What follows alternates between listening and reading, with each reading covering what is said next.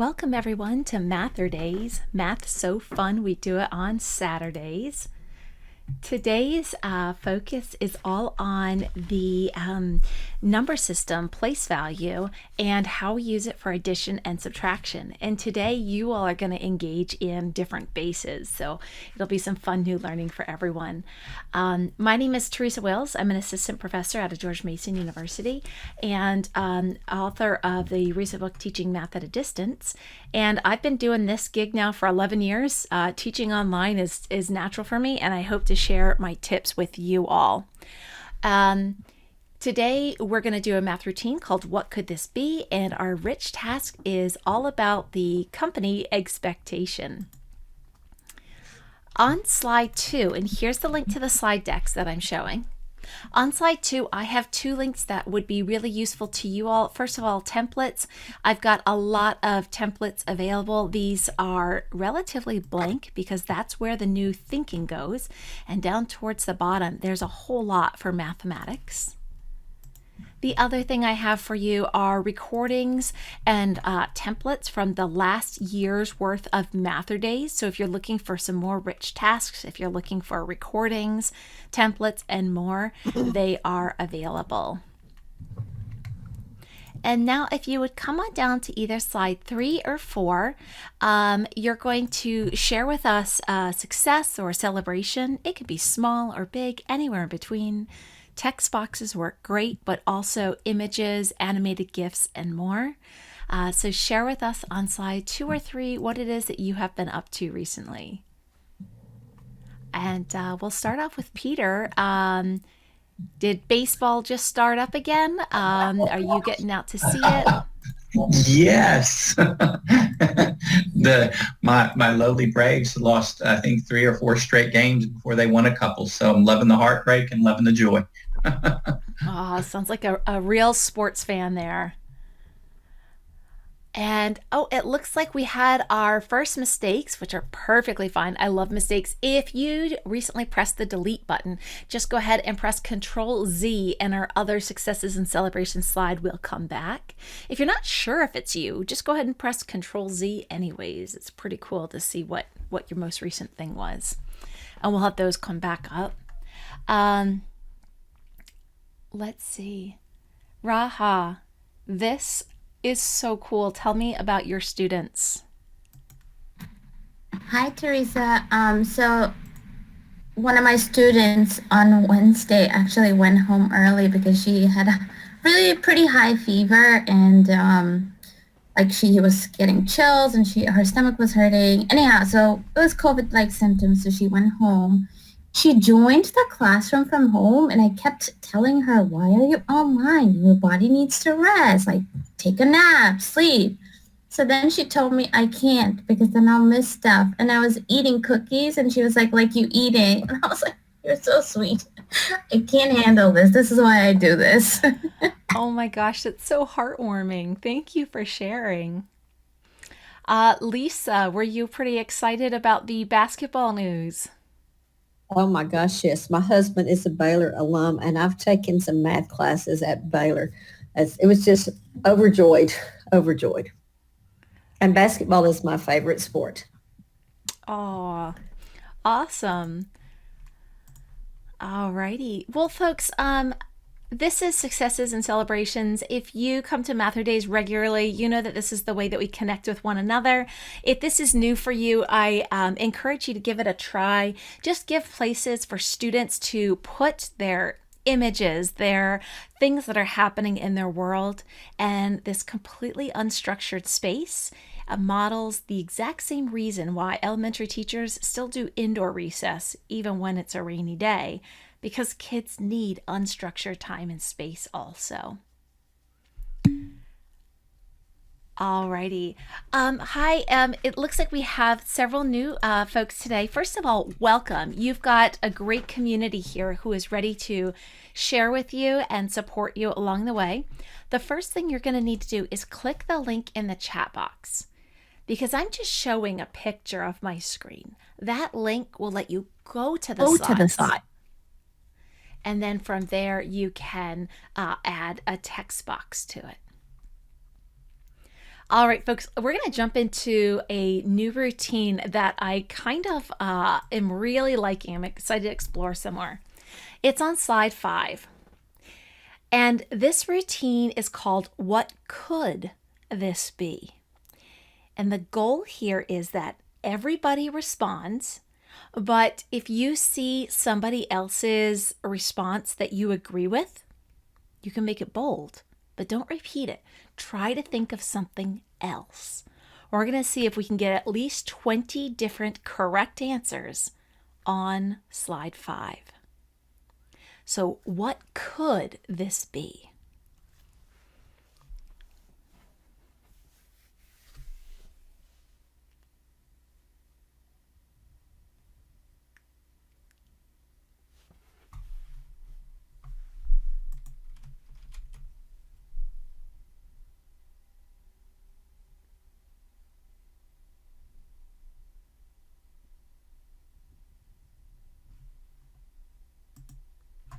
And if I turn your text box bright green, would you go ahead and turn on your microphone and just explain to us what your thinking is for why this could be what that is?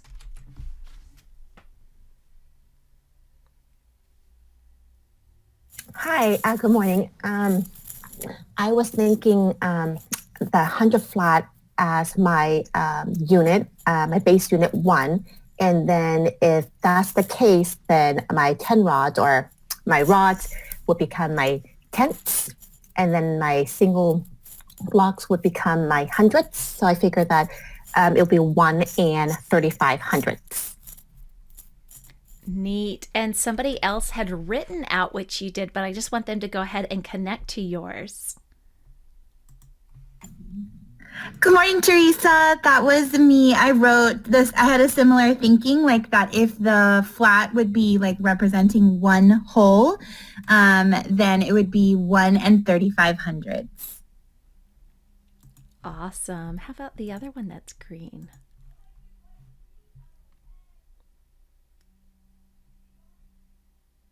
That's me. I said it could represent money. It could be $1 and then 3,500, so 35 cents. Neat. We have a connection with all 3 decimals there. How about this Roman numerals? I need a little support with Roman numerals. Tell me again how to make these. The C is 100, each X is 10, so that's 130, and V is 5. Very cool. All right. Who put the gross of cookies? I need to get updated on a gross. If I remember, a gross is a dozen, and that's 144. And I did my math wrong to start off with. But so 144 minus 9, I think, is 135, which is what I see. And I was actually thinking about cookies because the last time I thought about Girl Scout cookies, I was sitting in this chair. So anyway, listening to this session. So anyway, that's it. I think gross is the new unit that I'm going to use to describe anything related to Girl Scout cookies because one box is just not enough. So thank you, Peter, for that. Okay. And now we've got the same digits, but a very different number. What about 13.5? If you take the long rod as your unit, then it would be the equivalent of 13 long rods and 5 tenths. So picking the long as your unit. Ah, now I want to see whose model connects with what Gail just said.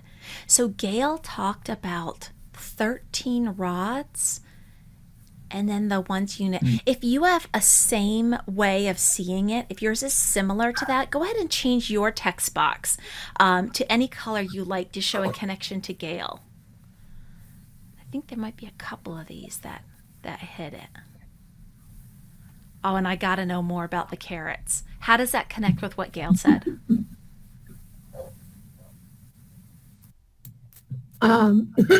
Well, I just chose my carrot box, but when I originally saw it, I wasn't sure if you were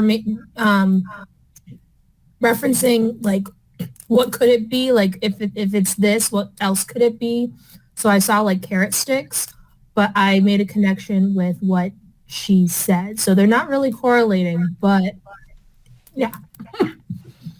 Neat. So it sounds like you're thinking flexibly, that you see it as both a real world model, but also connected to Gail's. And I saw carrots right away with this just because of the color orange. And I thought of like a bag, a single carrot, and then the little cut up. My kids call them coins when you cut them up into those little circles.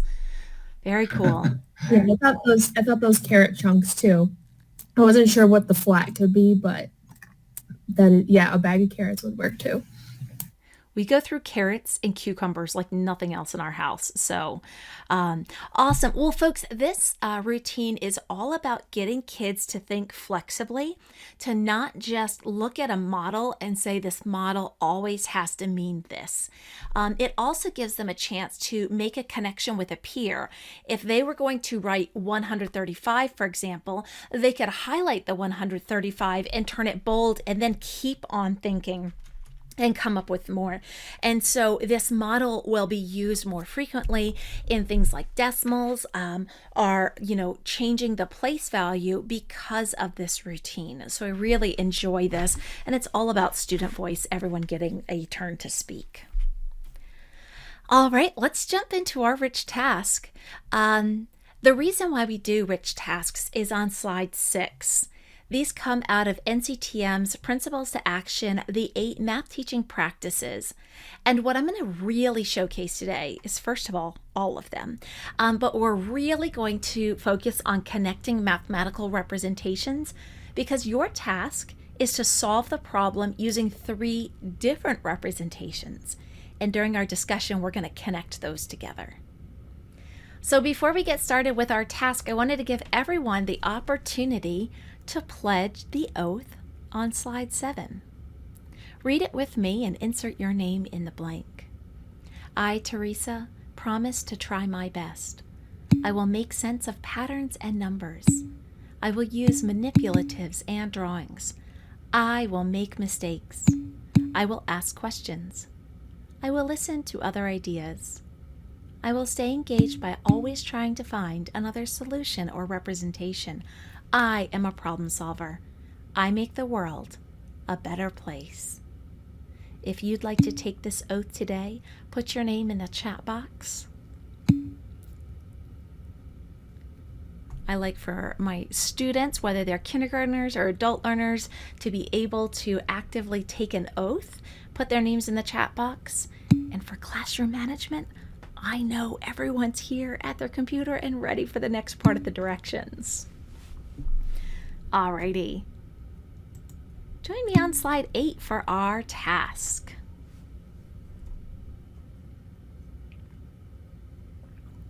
So this is a real restaurant, and I absolutely love their Eggs Benedict. It's called Expectation. It's a restaurant that uses eggs in almost all its meals. They keep a lot of eggs in their storage fridge. It is important for the managers to be able to count the eggs efficiently so that they can place orders for more eggs. Single eggs are packaged into cartons of a dozen eggs. Cartons are packaged into boxes of a dozen cartons. And boxes are packaged into crates of a dozen boxes. And then we have some slides below.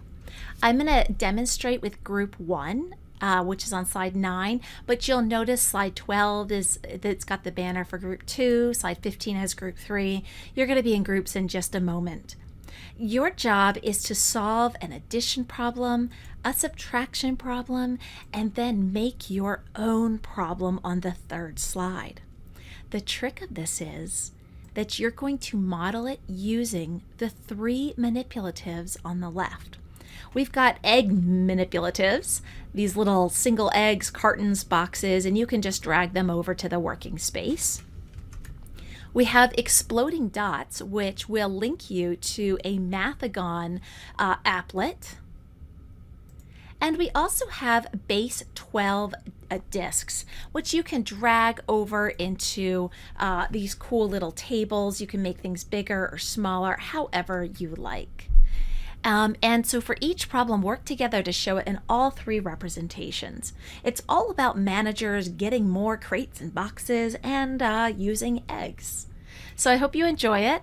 I'm going to go ahead and set up the breakout rooms right now. Alrighty, and I'll be in your room just to make sure you know what slide to begin on. Alrighty, here we go.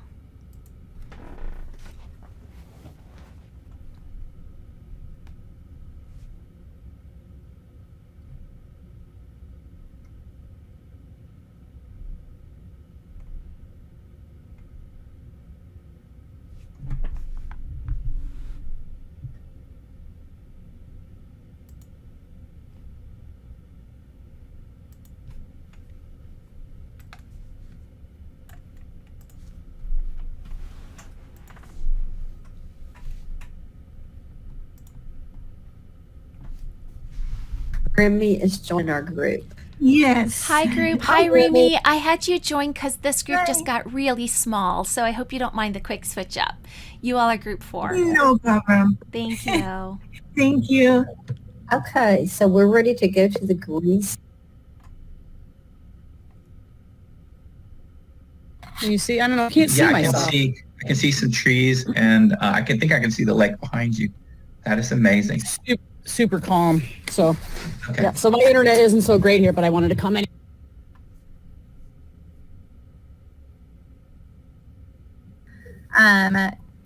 Yeah, and I'm almost gonna make the table a little bit bigger though. Yeah. Do that. Yeah, Hi, we probably group. can. Hi. Hi, Cynthia. I am curious if you are on 2 accounts or if you're another Cynthia in our group. What's your last name? I thought I had to undo my mic. I'm already unmuted. My last name is Cynthia Cuellar Rodriguez. Oh, wonderful. We do have 2 Cynthias today. Great. Yeah, you guys are part of group 3. I just wanted to make sure that we had groups together. So welcome. Thank you.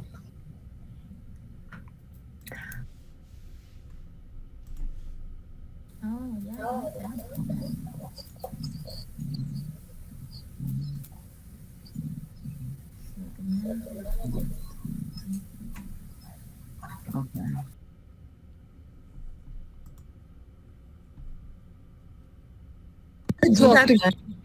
Well, we can work on it of, I don't know, like maybe we can indicate a certain amount of time and then we come back and say this is what we've done. Yeah. Okay. Is that okay with our other person, Natalia? Yeah. Sorry, but I am in my telephone and handy, and I see nothing. I don't know what to do. I just see what Cecilia and Yes. Nicole, and nothing at all. I can share the slides so that way you can see.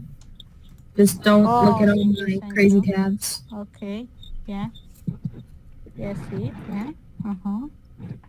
Thanks a lot. Okay. Bigger if you like. Hold on. Wow, wait. It's going to get very crowded. Yeah, I'm gonna go ahead. I made it bigger if that's okay. Yeah. I stretched it once, but it does need to be even bigger. Yeah. We're on 12, right? Yes. Yes. Okay, so we have 3 crates. We have 14 boxes. That means we have 1 crate and 2 boxes. All right. 2, 3, 4, 5, 6, 7, 8.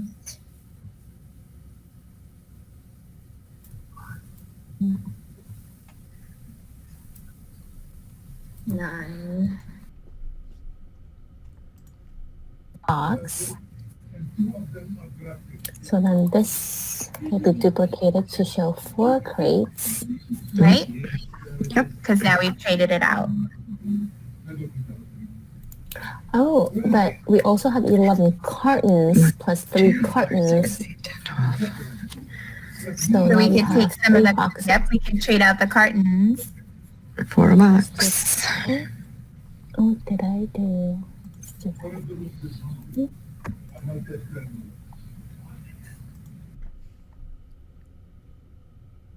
All right. All righty. Maybe Teresa can get us there. So Hi, group. How's she it looks going? like she's coming. Hey, Hi, good. Go ahead, we've been Peter. trying to help. We've been trying to help Cynthia pull up the PowerPoint. You might have better luck than we do getting that information to her. The already did. link to the slides, Cynthia, are in the chat box. If you just click that, a new tab or window will open and it will have our slideshow in it, and then you can interact right there. But now I can't see Peter and the other lady. That's all right. As long as your microphone's on, you'll be able to interact the same way. Oh, okay. All right. And I think we're the orange group. If you can scroll down to group 5 in the slides. Group 5. Which is group, it's slide, 22. slide 22. If you go to slide 22. Okay. Okay. All right. So how's it going? You.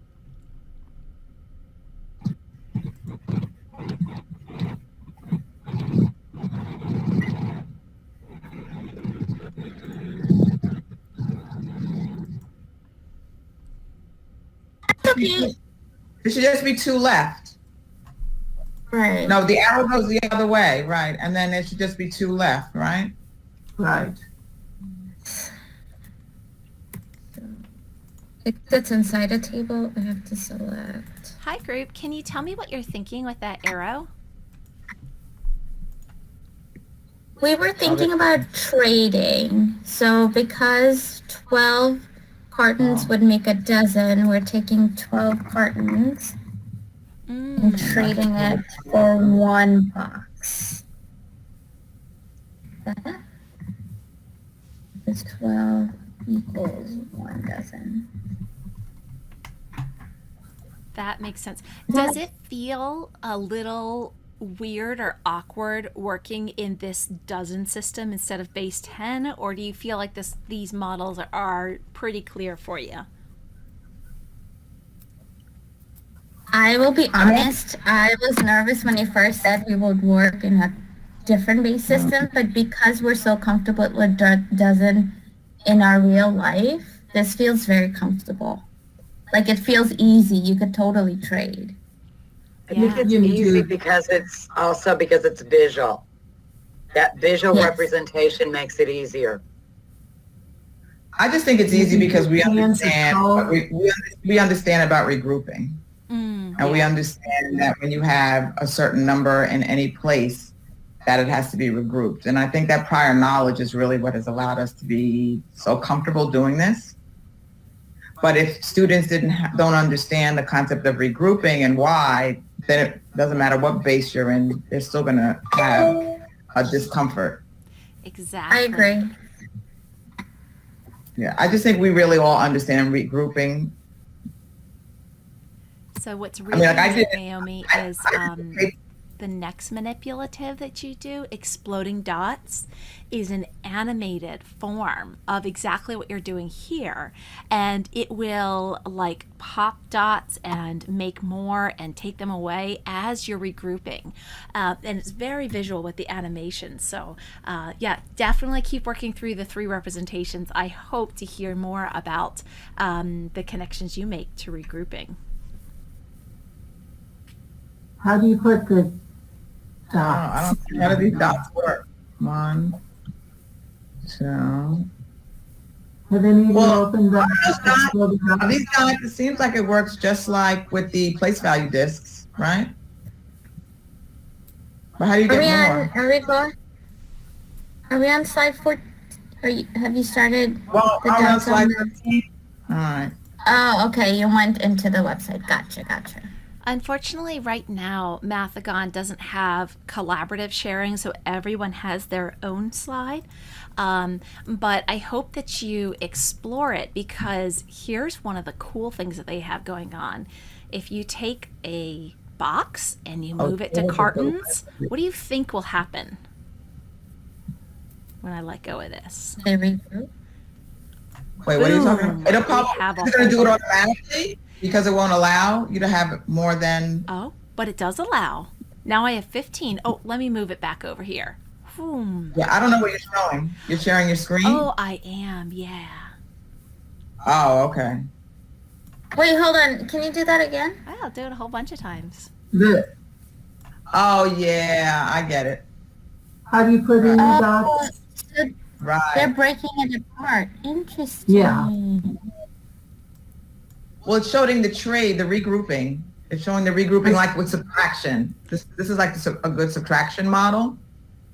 What it does. You can go, but how do you put in new dots? There are new dots on the side over here. Make Thank sure you you. use the blue ones, because the pink are for negative numbers. Gotcha. Okay. Yeah. So this reminds me of like with subtraction. Under numbers. Okay. But it's interesting because when you regroup and you take a 1 in that spot, you're saying that that 1 represents the next place value. That's what it's simplifying. But if you put it back in the lower place value, that's why you have the expanded version. But what I like is that it's actually I just worked with a first grade teacher, and it's the first time she taught first grade, and she thinks of it regrouping as just moving a 1. She was going from the 1s to the 10s, and she says, oh, I'm just going to put the 1, I'm going to put 1 over here. And so it's 1 plus 4 is 5. And that just showed you that that's not the case. Yeah. And what I love about the eggs is when you have units like eggs, cartons, boxes, crates, or you have base 10 people places where you call them, like units or rods or flats. What that unit is doing is the same thing that first grade teacher probably should be doing. Instead of saying 1 and 4, say 10 and 40. And so just making sure that those units really stay alive in the things that they're regrouping. Yes, I said to her, you really need to call it 1 10, 4 10s, 3 10s, and call it that. When you're talking to them, because also in first grade, it's a little bit hard for them to think about adding 10 and a 40. So, but they can think about a 1 10 and a 4 10, 1 10 and 4 10s, and think of it more like that. And then understanding what does that look like, and then how much is that equal to. But the mental math part of it may be a little bit harder for them to try to do adding 10 plus 40 right off the top of their head. Where did you get the dots on the side in the Mathagon? I don't see that. You have to go under numbers. Down below the library. Under numbers. Did that not automatically show for you? Oh, I got it. Okay, got it. And then what do I do? I'll go to exploding dots. You can exploding dots, and you can drag blue dots over them. Okay, gotcha. So we're gonna do 2. Okay. And can you change the base? You can. Did you get the setup that I did with base 12 and the problems already there? Yes. Yes. Oh, why did this do this? Yeah, so you can set it up. You can set up your own problems that you want students to solve, and then send it out like that. It connects with just about any learning management system too, which is fabulous if you want them to actually do the work. This is really nice because I lost the National Library virtual manipulative stuff when we lost Flash, and that's where I used to use these. Teresa, I have a question. Yeah. This is so cool. Like, if you wanted to use it with your classroom, I know you sent us a link, but let's say in order to see their saved work, would the district or the school have to buy a subscription? It's all free. Yeah, Mathagon is free. I used it for the tangrams. This is so cool. You can even set up classes. You can see what all your students have done. What I'll do in the virtual parking lot, I'll put a link to a webinar that one of the folks who is a master of Mathagon put together, and it'll show you how to create your classes and all that good stuff. Oh, yes, that'd be awesome. How do you do the sum though? So what am I gonna? I'm gonna push it up. I'm gonna push it up into the top box, and then that way it gets too crowded, and it'll regroup it automatically. Could you share your screen? Yeah. How do you put sum? Create, take one out, so then I see. Yeah. So it exactly. It collapsed them as I moved it over to the column for the boxes. So now And it works the other way too. So if you were to move it back, it would uncollapse them. There it is. Yeah, that is so cool. Oh my So god! then Right, if I folks, move it over what does here, collapsing mean in the context of eggs? So it's that repackaging. Yes. Oh, that is so cool. I've never played with these before. No, I'm so glad that I've never and to see it that way, because then you can see it as it's built, and you move it over and it's repackaged into that box. Mm-hmm. Yes. And then you can go from what is that? The second one it's the boxes to the crate. To the crate, Yes. right there. And there. So folks, can someone grab a single egg and move it over to the carton's place? Sure. I don't think you One of the loose eggs over to the carton. It won't work. No. But why? Because we don't have enough eggs to make up a new carton. If my students said that, I would be like, my heart would be glowing for the next week. That's cool.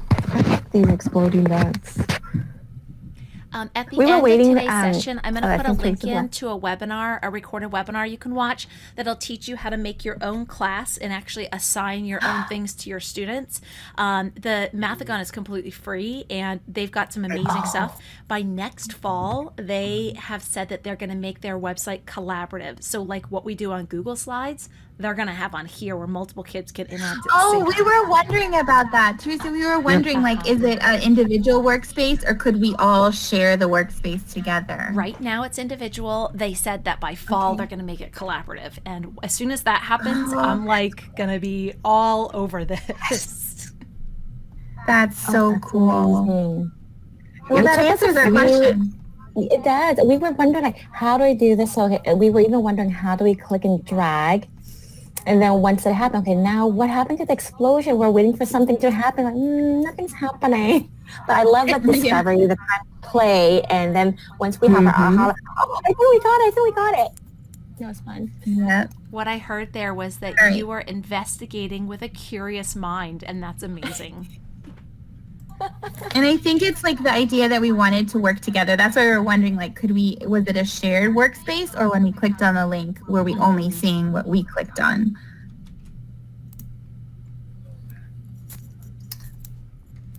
All right, do you guys want to try the subtraction problem? Yes, Oh, let's do that. we were having so much fun. I forgot.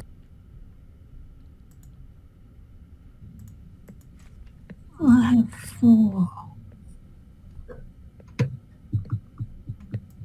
Hi group, how's it going?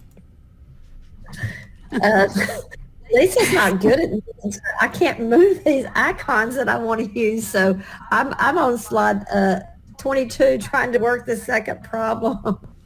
Oh, neat. I was gosh. hoping that somebody would do some kind of an abstract notation here. This is amazing. It really gets us kind of thinking about, what it is that we're really subtracting here. And I love that you kept it in the boxes. I'm going to go ahead and try to just use negative numbers too to help me go backwards instead of thinking ahead of time. So we'll see what happens. Yeah. Oh, come on, please. So do you mind checking and see whether I'm representing what we were working on? So right now at the end, we have 4 crates, 3 boxes, and 2 carton and 2 eggs. Did one of our We have- boxes go away? We never did change those cartons, 14 cartons. We never got those changed to a box. We just sort of left them all there. So maybe we need to. We're going to circle them and show them, right? Yeah. And then we never figured out how to do the circle without it. So I see that you all have been working with the egg manipulatives and the place value disc. Have you guys started looking at exploding dots yet? No. So that one's really neat. It might be best if somebody shares their screen for exploding dots because unfortunately they're not collaborative yet, but there's some really cool conceptual understanding with that manipulative. And I've seen it done, and I think it's fun, but oh gosh. Okay, return. Let me see whether I can share. Return -2. So I'm just going to even try to, let's see if I can do an arrow. Arrow. Can you see my screen? Where would we even look for your screen? I don't have a clue where I would look for your screen. Well, I'm back I'm in Collaborate and no. Yeah, if you highlight it, you can copy it. Okay, I've got 2. Okay. Oh, there you go. You just keep going. There you go. Yeah, good job. Oh, cool. So you guys are using the table there as like a mat. We are. We're trying. We are so technology challenged. You would be happy. Yeah. Yeah. How do we get that big one to be a little one? Yeah, I don't right know. Here. Yeah. Sometimes you just copy the one you like best and erase the other ones, but I'm having trouble with my computer right now. We can't Clicking erase and that. stuff. So, you know what? That's right. We can't erase I'm that gonna move one. it back. I promise. I'm going to move it back. Just give me a second. Control Z, or Command Z. As you're exploring these, there's another manipulative on here that's a little bit more computer less mistakable, if that's even a word. I love that word. I know, right? The Exploding Dots app is an independent one. Like you can talk to each other, but you won't be able to see each other unless you share a screen. But there's some really neat ways of combining and regrouping using that little applet. So check it out and see what happens when you pull things out and around. You can add new dots in as well. Okay. Oh, got to click on the link there. I see. Yeah. Yes. Okay. And it looks like you already have it set up. Is that correct? I do have it set up. So there's a place for you to add more dots. You can get more dots on the left-hand side, and you can drag them over. Okay, what are you talking about? Yeah, no worries. I'm so glad that you are. That's what I keep telling her, not to worry. This is how you learn. Yeah. Everyone's new here, so. So on the left-hand side, there's this little purple applet called Exploding Dots. And what I'll do is I'll also put the link here in the chat box for you. Either one will work. And I've recreated this problem for you so that you can solve it using this cool little applet for regrouping. Okay, I don't even have the chat box, so it's okay.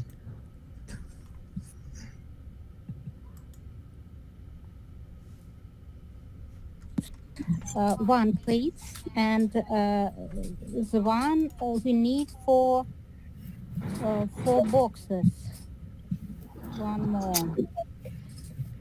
So it will be 3 crates. It's left 3 crates. 3 boxes.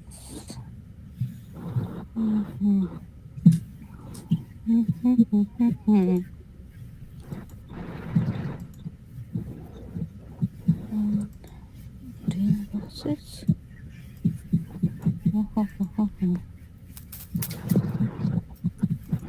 I don't know where, but I've made mistake.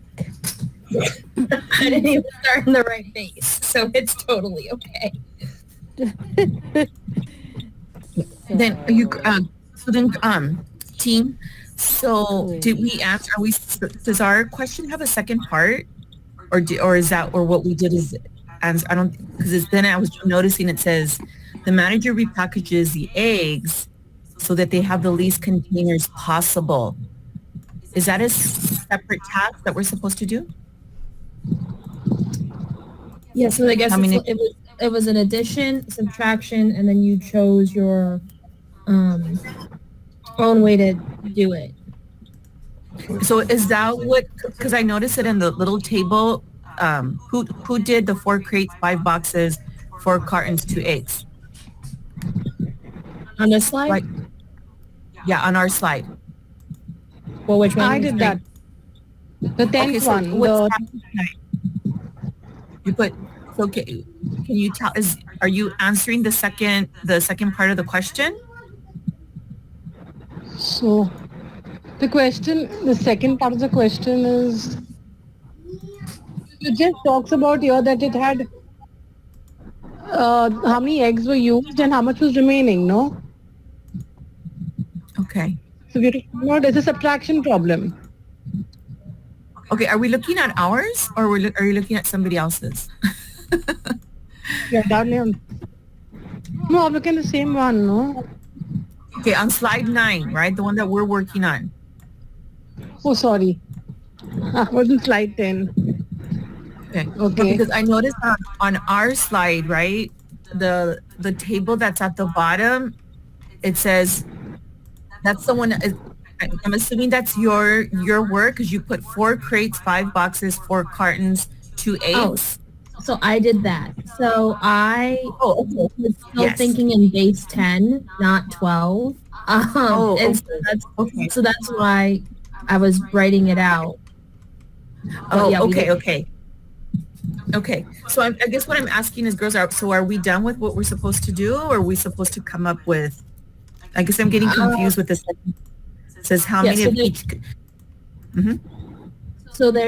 So I don't know that we actually solved how many containers do they each have.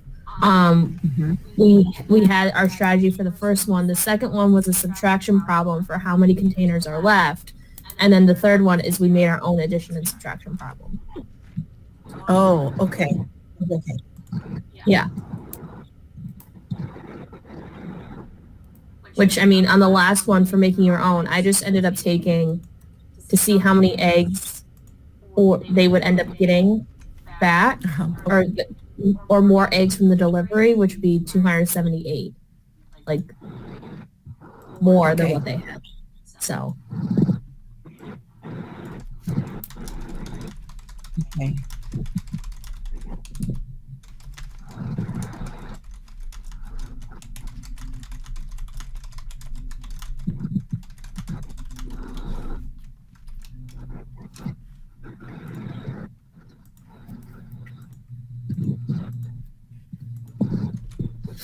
Okay.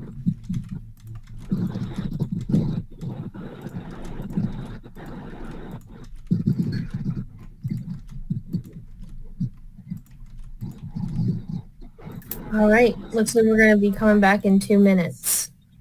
Okay. Sounds good then. It was nice working with you girls. Yes. Where's everyone from? Thank you, I'm love. from South. Where are you from?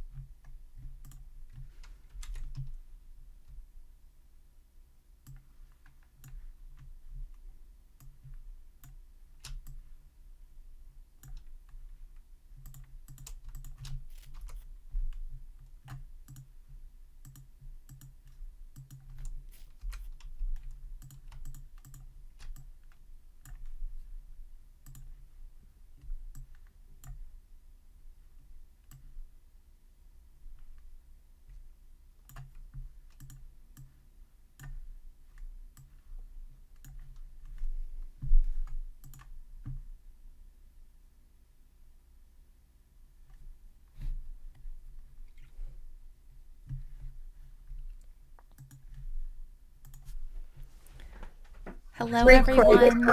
Oh, Hi there, and welcome okay. back. Sorry.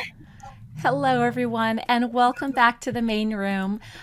It was so exciting to hear the conversations that were happening in your groups and how so many of you all just kind of, threw down and said, I'm going to explore this. I have no idea how this works, but hey, let's try it out together. And that kind of mindset and flexibility in thinking is exactly what we want our students to do. So when you model that here, it's a great chance to just kind of reconnect with what we want our students to do. I'm going to go ahead and share my screen. You can follow with me there, but you can also follow in the slides, whichever is easier. And I'd love to just take a quick minute, kind of gallery walk down at all of the representations that you all did in just 20 minutes here. So I think there's a lot of power in just seeing what is possible within representations.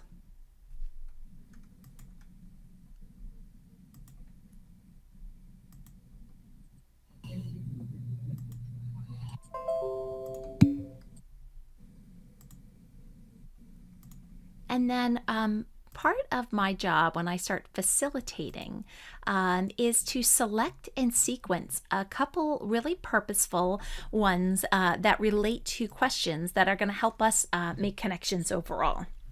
And the first one is down on slide 30. And what I'd love is for someone from this group to just describe, I thought this visual was beautiful. What is this visual showcasing? Like, what is that arrow all about? And what does that mean? And why is it so important?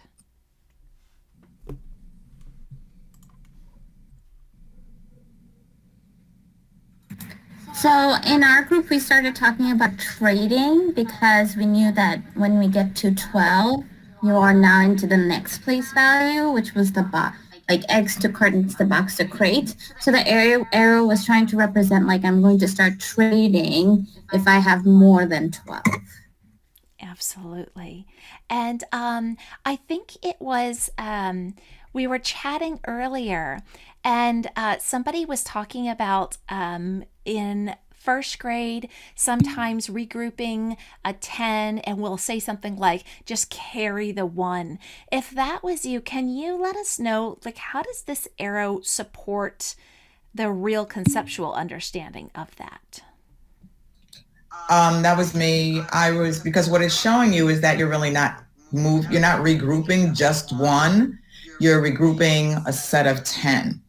And so then it actually changes the unit to match the unit that's to the left of it so that you could actually then really count by 10s, 20s. And in this case, it would be 12, 24, 36s, or 144, 288, etc. It's really making you understand that you are regrouping a unit to a larger unit, and then you're going to count by the new unit. So you're not only adding 1, because if you were only adding 1, then you would just be adding like one out of the 12. Yeah, we're not just talking 1 egg or 1 carton. We're talking about groups that make a new unit, like a carton or a box or more. Right. Wonderful, Naomi. Thanks for that connection. You're welcome. And then let's come on down to slide 31 because everybody worked on this addition problem. And here we have 3 different models to showcase this addition problem. And could someone from group 4 tell us about what were some easy abilities and what were some challenges of using these little pink egg cartons? What'd you think of that drag and drop manipulative? Hi, this is Lisa, and I tried it. I couldn't, so we threw it all to Remy, and Susan was working on her iPad, so she had a lot of trouble trying to move. So we'll let Remy tell you.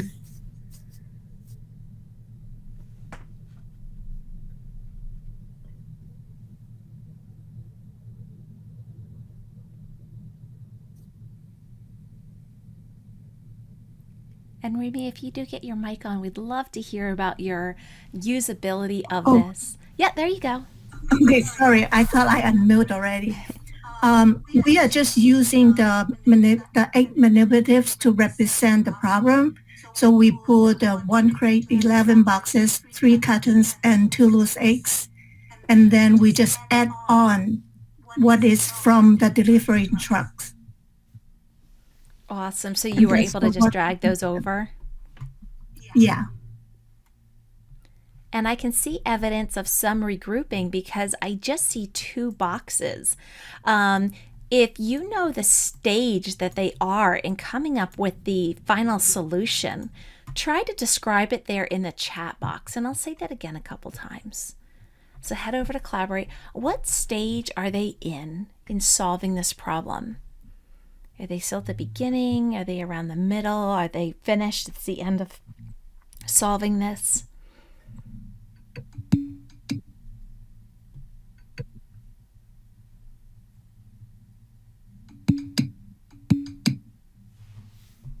And Stephanie, you mentioned the middle. What's your evidence of that? Well, so they still are looking at adjusting like the boxes and the cartons. Those need to be regrouped, but they're like near the end to figure out how many total of each container that they will have. So yeah, just need to finish regrouping the boxes and the cartons. Neat. So we can see that next place there. We also can see a progression in the purple example. And let's see, what group did I grab that one from? I think it was group 3. Yes, it was group 3. Can you tell us, why did you find it necessary to show all 3 of these rows? What's so special about all 3?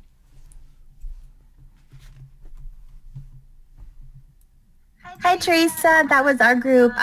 We were playing around with the exploding dots, and we wanted to build the frame. So that's what's there before the delivery truck comes, and then the second row is what the delivery truck brings, and then the final row we wanted to show what it is all together before we figured out how to repackage.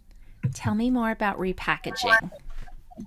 And we were kind of struggling a little bit at first on how to get the exploding dots to move.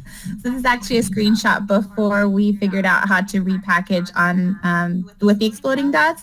But we wanted to be able to show that you're one shy of a box in order to build a new crate, and we wanted to show how we're going to turn those boxes into a new crate. And so I'm going to go ahead and copy in your image there from the 4th one. I wanted to leave this as rough draft as it was so we could all predict. But in your mind's eye, for everybody, I want you to try and repackage those. What would it look like? And in just a minute, Laura, I'm going to put your final row below it. What would it look like if we repackaged?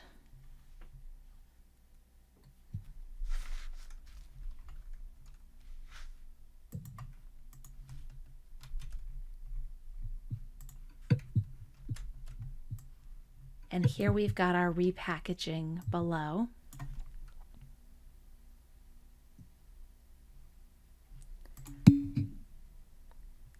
But now I'd like us to make some connections to this lovely little table that's going on. If you were in charge of this table, would you just tell us kind of what the numbers mean? And if you see a connection to the purple exploding dots, show us where that connection is. So who made this lovely table here?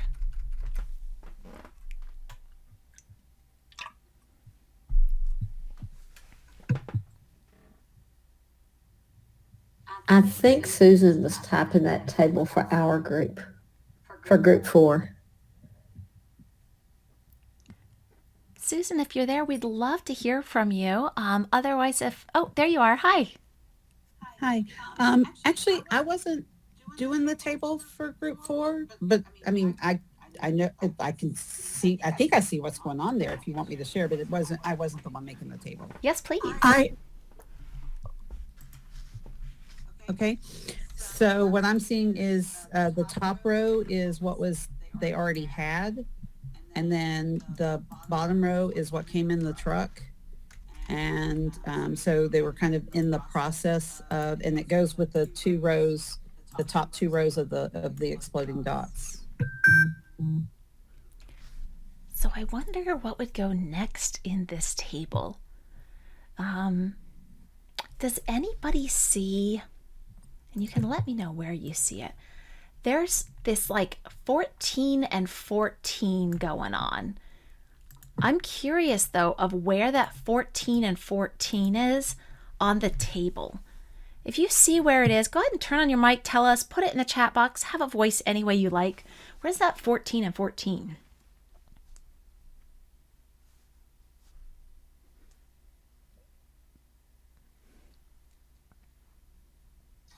I see 14 in terms of the original 11 boxes, and then the delivery truck brought in 3 more boxes, so that's 14 boxes, as well as in cartons. We started off with 3 cartons in the store, and then the delivery truck brought in 11 cartons, so that's another 14 cartons.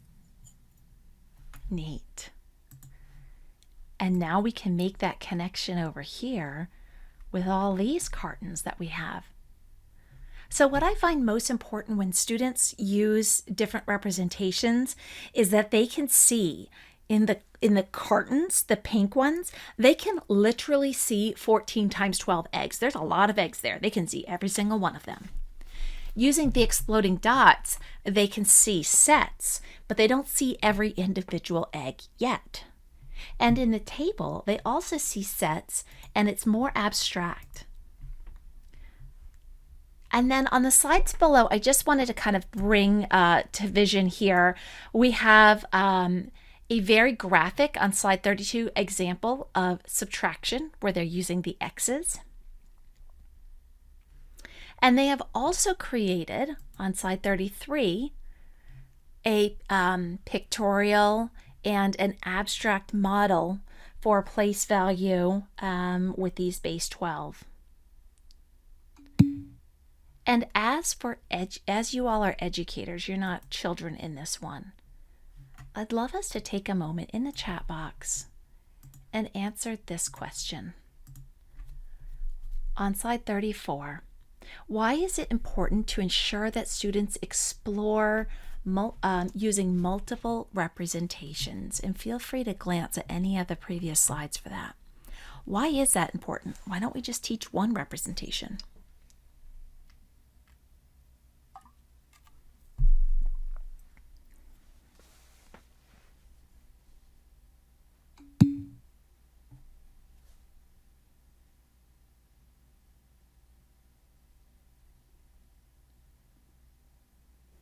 As those are coming in, Stephanie, I invite you to share out loud. Have you ever been in a situation where one strategy doesn't make sense to you and another one does? Is that a personal experience or just one that you see as a teacher? Personally, both. Like one thing, well, I remember when I was a kid, we ended up doing for division Magic 7. And of course, like the old way of doing it where you like how many times does this go in? And for the life of me, because I wasn't very fluent with my facts, I never understood how to divide, just like with the regular house, like everyone knows how to do it. Unfortunately, that kind of like messed me up when I got to algebra 2 when they started adding variables to division.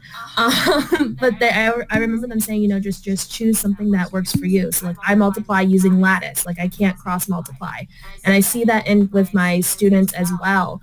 I use a lot of like base 10, like the blocks to like start off teaching like subtraction, and like once we get into like the thousands and regrouping and stuff like that, because many students when they're like, oh, you just carry the 1, I'm like, but do you know what that means? And then they put like the 1, if it's supposed to be like a 3-digit number, they end up making like a 4-digit number, and so there's just some misconceptions there. So yeah, I've seen it go both ways in personal experience as well as with student experience as well. Absolutely. And I think what you're talking about with this carry the 1, we could see that carrying over in this abstract notation because we are carrying literally a digit that says 1 or a digit that says 6. With the discs, you can see that it's one disc, but boy, this disc represents 12 things. Over in the exploding dots, you can move one dot, but as soon as you do it, it explodes into 12 more. And you're going, oh, wait, that wasn't just one, that was grouped together. And so, there are notations that we use in mathematics all the time, but when students can really make these connections, it's going to make it so that they have a better conceptual understanding. Teresa, exploding dots, can you change the base? You absolutely can. Okay. So what I'm going to do now, folks, is I'm going to end Mathurdays because it's been an absolute pleasure, but it has been the full hour. And I'm going to take just a minute to talk about the Mathagon exploding dots and ways that you can use this in your class. If you want to stay for that, feel free. If not, hope to see you on another week. And if you want to suggest other topics, this one here came from a suggestion from one of you all. On slide 36, if you want to suggest topics, I take them and create these tasks. So go ahead and explore that. I'm going to showcase a couple things from Mathagon. This is such an easy site to use. And if you sign in, you can get a free, everything's free. So you get a free educator's account. And I'm signed in. I can bring over, I can change the base. I know I really want to use base 5 with some of them. And I want 7 boxes because we are going to really explore this. And you can see the units at the bottom. I can come in here and hide the number labels and more, like to reset it right in the middle. Maybe I even want to be dealing with some negative numbers. So you can see that the blue dot plus the pink dot makes a sum of 0. If I add another one, I have a sum of 1. If I take this whole group, I can delete it and more. So there's a lot of great things with this. You can also include things like number cards in here. There's a lot of just manipulatives within this that are super duper fun. And then, so I've got this started and I'm like, hey, I would like to save this. I come over to my library and I hit save. It's got all my polypads that I've made in the past. I was kind of exploring with some other ones. And now I can link this to you and my other students. I can link via Google Classroom and more. I just did the link here. And I could put it in the chat box and now everybody can access this new one that I have. The folks at Mathagon said that they're going to make this collaborative by the fall, which I'm super excited about because I would love for you all to be able to move this 2 out and move some dots over as we're exploring this. Finally, there is the class option where you can assign this to your class.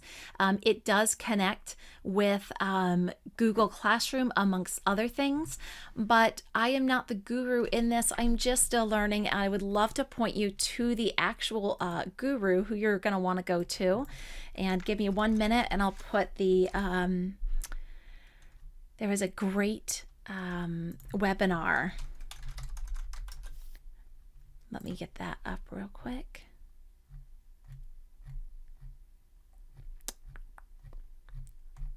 And as that's coming, if anyone else has any questions, I'm happy to take those. I just want to get this this one up.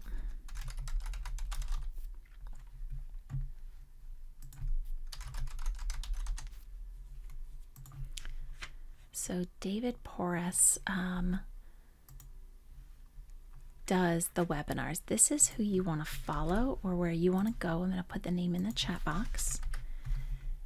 And let me get the link to that webinar.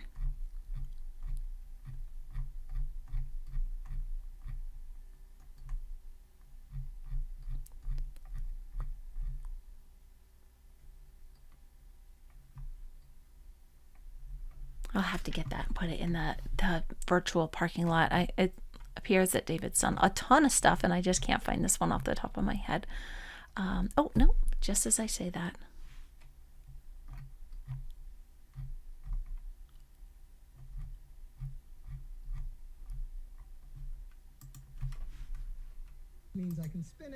Alrighty, here is the video where he teaches you everything.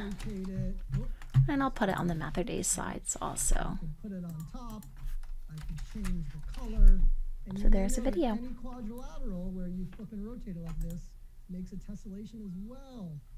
You are so awesome. Thank you. Yeah, sure. I have fun looking up all this stuff. This is the Twitter feed where he's showing that. And he shares a lot of great tips also. He brings up how to use this with your class too. And as you saw with what I did, it is relatively easy to make a slide set and then send it out to everyone. You really get us addicted to this Saturday class. You know that, right? Oh, good. I love doing math with you all. Yes, I tell my kids and my husband, I have a training tomorrow. You guys have to get out of the room. Yeah, it's really fun. I love the community that we have here. We have so many folks that come for the first time, explore it once. I hear a lot from people listening into the recordings. I know several of you show up every single week for this, and I love it just as much. I think that you all stretch me to develop problems and think about other people's resources instead of just using my own. I love the way that we talk about math together and then when we see it in the classroom. And I wore my math shirt for you all. Let me close this so you can see. I got my friend Molly made this shirt. It's got all these favorite words, including the word mistakes all through it. So I always try and wear a fun math shirt for you all. Well, if you do have questions, let me know. Otherwise, happy MATHurdays, happy Saturday, and look forward to seeing everyone next week. Thank you. There's a great 60-minute Thank you. about with mistakes. The robots is incredible.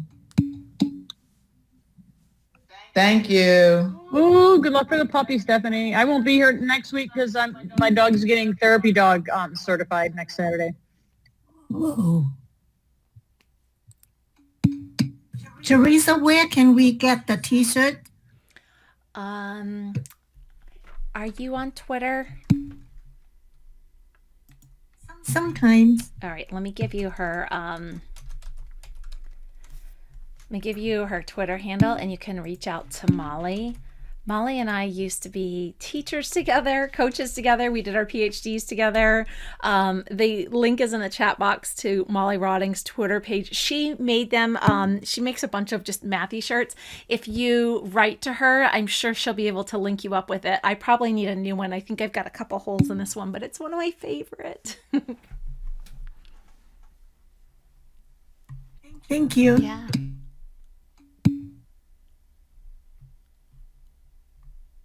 MATHurdays merch. Yes. That would be awesome. All right, folks, have a great rest of your Teresa, yeah. Can I ask you a quick question? I would buy MATHurdays merch. I would totally buy MATHurdays. I would too. One thing my group was talking about was how we solved the problem with the largest value moving to the smallest value, and how it didn't seem to affect our ability to solve the problem because we started with the crates and moved all the way down to the eggs. And one thing that as teachers we tell kids a lot is start with the smallest value. You start in the ones place, then you go to the tens, to the hundreds. So what would you say to teachers, or even to myself, where I had that aha moment, I'm constantly telling kids to line up the numbers and go from right to left, but it didn't affect our ability to solve the problem. So there are several ways that people do addition and subtraction in other cultures. Some of them do go left to right. And they use negative numbers. So, instead of regrouping, they'll just find the difference and put it as a negative number in that place value, which I find fascinating, but also difficult to wrap my mind around. And so what's really neat is if kids want to go the other way, having them explore with that and come up with the rationale for why they don't want to do it. Not that it's not allowed, but it's just not necessarily as efficient or working all the time. And so we want them to grapple with that idea of why is it harder today, but it wasn't harder yesterday? Why is it harder with numbers like digits, but not with manipulatives? And what's the reasoning for that? Because if they can do that, if they can understand what they like and why they like it, they're thinking more like mathematicians in noticing patterns and generalizations rather than rote memorization of a formula.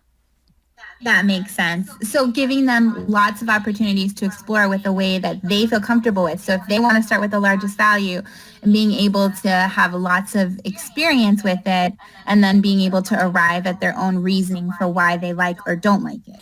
Yeah, because it's not that that method doesn't work. It's that, gosh, sometimes that method gets tricky. It's really tough to wrap your mind around it. And when that happens, do you have a backup plan or have you always done it that way? And so letting them see that the other ways of doing it, because if a kid can do it both ways, and with manipulatives, like they have it down. If they can only do it one way, it's usually good enough for like passing a test. But, you know, as we've seen with the, millions of Americans who, radiate fear around mathematics, the one way of memorizing an algorithm just does not meet the conceptual understanding that you need to be an adult who's, fluent math literate. That makes sense because our group was reflecting like how we solve the problem exactly the way we tell children not to. Like we're constantly telling kids start on the right, but we started on the left, and we felt like, well, there's got to be a way to talk to kids about this and say that makes sense. Like what you said, like giving kids them like multiple experiences where they're solving in a way that's comfortable for them, and then talking about that efficiency. Yeah. Oh, Laura, I really wish that I had had that as the focus of our conversation now of like, which way do we go? Because how neat would it be if students had this problem and, you did a math congress or a math debate. You had one group that says always go left to right and they show their rationale, and the other says right to left. And we have them debate and we have them do problems that, are easier one way than the other, and then they have to really I noticed that our group did it left to right, but I noticed like other groups were doing it smallest to largest, we all got the right answer. Like we all arrived at the same answer. It didn't make a difference. It's just I felt bad because I'm constantly telling my fourth graders don't do it that way, and yet that's exactly how I solved it. Thanks, Teresa. Of course.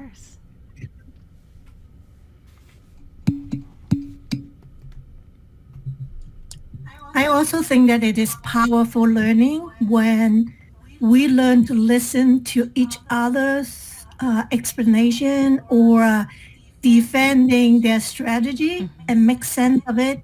And it's just powerful. I'm still learning that. I'm right there with you, Remy. I'm learning that all the time too. When I have to listen in to groups in order to facilitate the discussion, like figure out which ones are we going to grab and what questions are we going to ask. I'm always learning, and just listening to what Laura just said there, like, gosh, I wish that I had listened into that one better so I could have pulled that out in the discussion. So yeah, even on this, and even when I have already anticipated many ways people would solve this, I didn't look for that one enough. And yeah. But that's the joy of doing this work, right? Absolutely. Yep. And once we're comfortable with mistakes, like I think of it as I'm gonna make mistakes. It's not an if, it's I'm gonna. And then what am I gonna learn from it, and how am I gonna model, growing with grace when we're making mistakes? So, I listen in. I learn every day. Thank you. You have a great day. Thank you, Teresa. Have a wonderful weekend. You too. Bye.